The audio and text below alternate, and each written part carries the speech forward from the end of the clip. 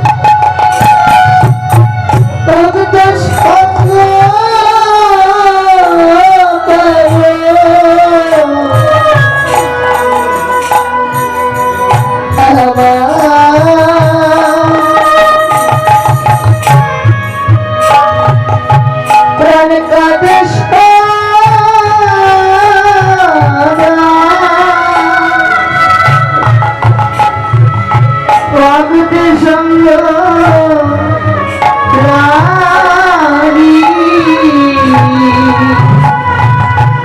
আমি ভক্ত সঙ্গ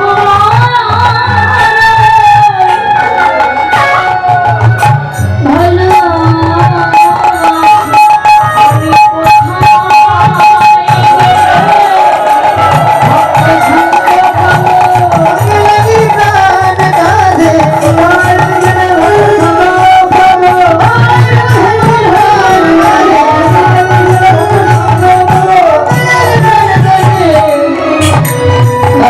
আমি কোথায় গেলে তেমন সঙ্গ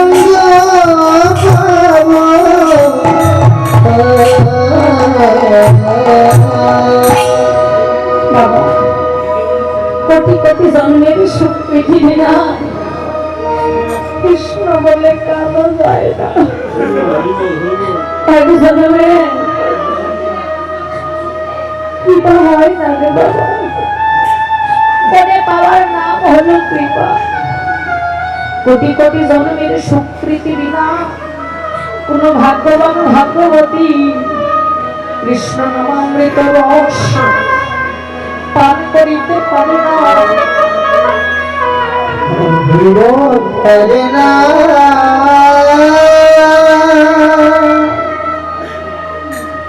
জগতে সাধু সঙ্গ করিতে করিতে করিতে করিতে হৃদয়ের রং ধরবে পথ যে বহু দূরে যদি পথে আগে না বেরো তুমি তো গন্তব্যস্থানে পৌঁছাতে পারবে না গন্তব্যস্থান হলে আমার গৌরহরির শ্রীপাদ পদ্ম যারা ভাবে না করলে কেবল তারাই জানে জগতে যারা গৌরনুগত যারা গৌর বিনান জানে না কৃষ্ণ বিনয় আরো জানে না কেবল জগতে তারাই জানে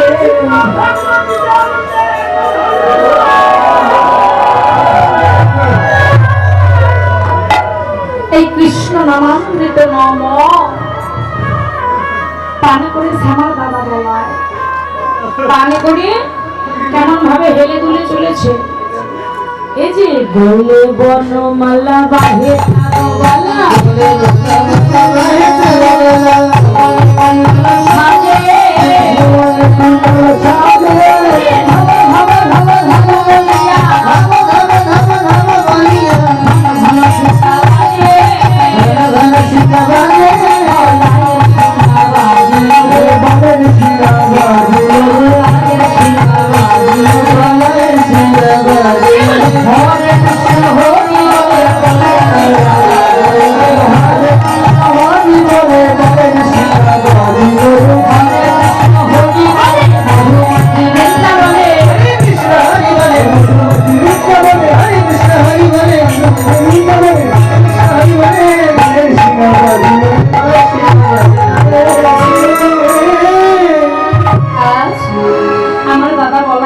হাতে শিঙা থাকে বাবা দাদা হেলে দুলে চলেছে একটা গলায় মালা আছে মালাখানা যেন দুলছে কর্ণে কুণ্ডল আছে কর্ণে কুণ্ডলখানা যেন দুলছে আর দাদা হেলে দুলে চলেছেন আর কেমন ভাবে আর দাদা এমন ভাবে চলেছে এই যে মধ্যে মা তলক কুণ্ডল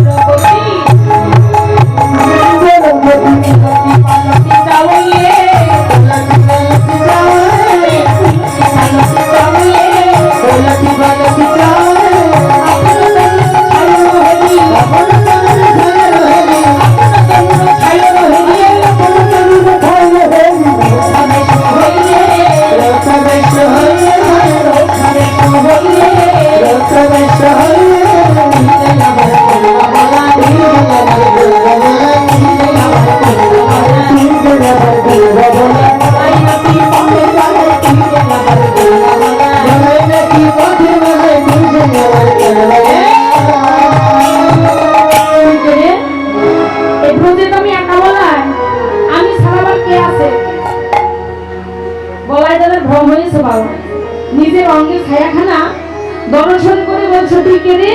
ও বুঝেছি, তুই বুঝি কংসের কোন অনুসর, তাই না? আমার কানাইয়াকে, আমার ভাইকে মারবার তরে বুঝি কংস পাঠিয়েছে, তাই না? দাদা একটু ভ্রম হয়েছে বাবা। এবার বলছে শোন, তুই কেন এসেছিস বলতো? ও বুঝেছি, যুদ্ধ করবি আমার সঙ্গে। এই যে শোন, লড়বি নাকি লড়বি নাকি লড়বি নাকি লড়বি নাকি, শোন কি বলে দিলাম, পারবি না রে পারবি না রে পারবি না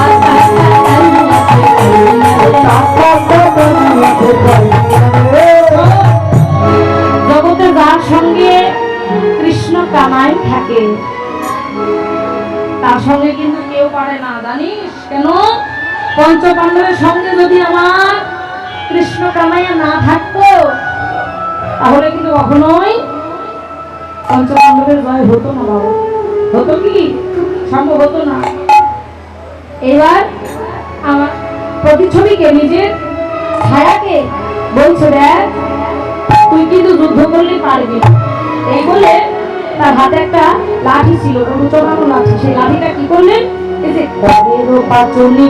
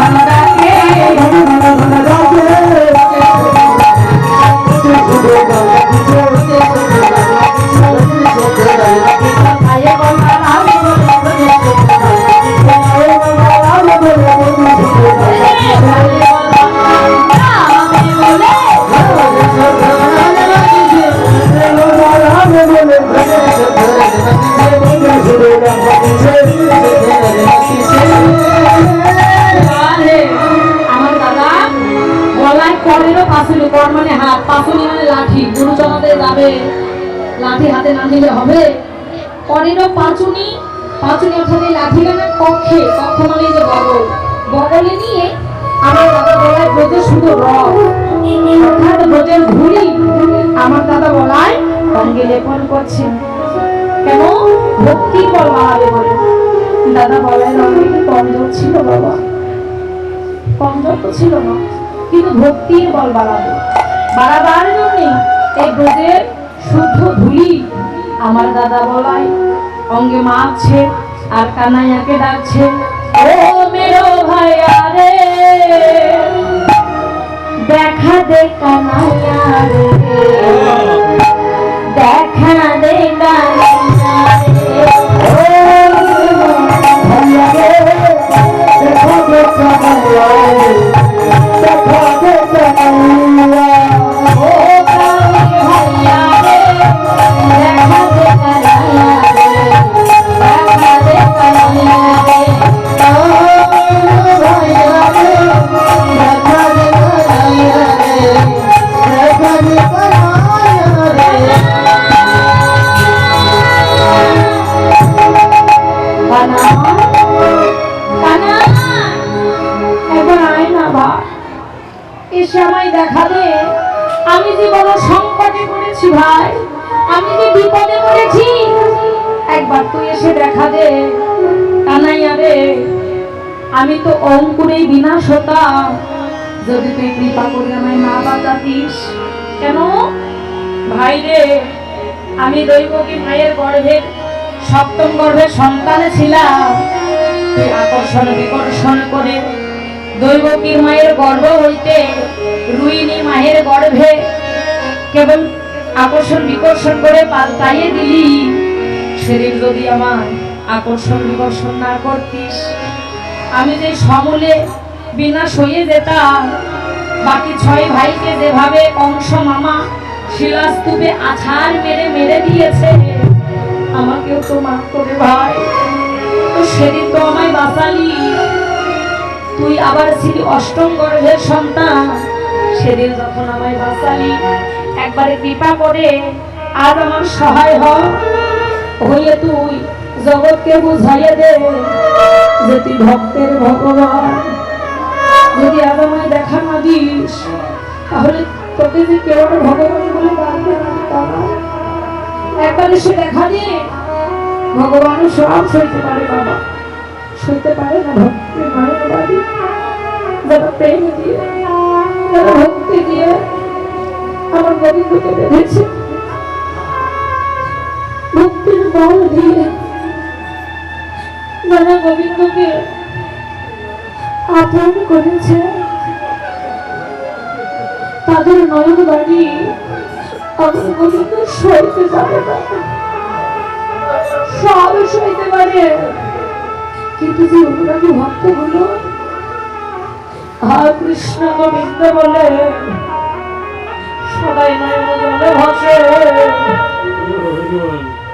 ওই নয়ন বাড়ি সইতে পারে না। তারা করে আমার গোবিন্দ তার সহায় হয়, যারা কাঁদে তাদের যে আপন হয়। আমার গোবিন্দ জগতে কাঁদা বদল বড়